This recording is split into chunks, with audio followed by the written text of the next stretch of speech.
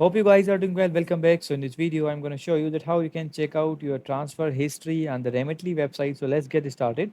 So first of all, what we have to do simply we need to go to the website. And after going to the website, what we have to do, we have to go to the transfer history section. So let's click on the transfer history section. And after clicking on this, you will be able to see your all transfer histories here. If you have sent money to anyone, if you have received money from anyone, you will be able to see all the payment here. If you want to check out the progress of any pending amount, you can also check that here in the progress section. You will be able to see that payment.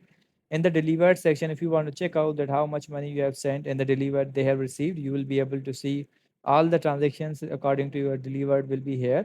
And if you want to check out all transfers, you have to click on the all transfer. If you want to download this information, you can also download this information as well.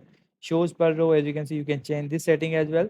So in this way, you can check out your transfer history on the Remitly website. I hope you guys understand this video that how you can do this. So see you guys in the next video.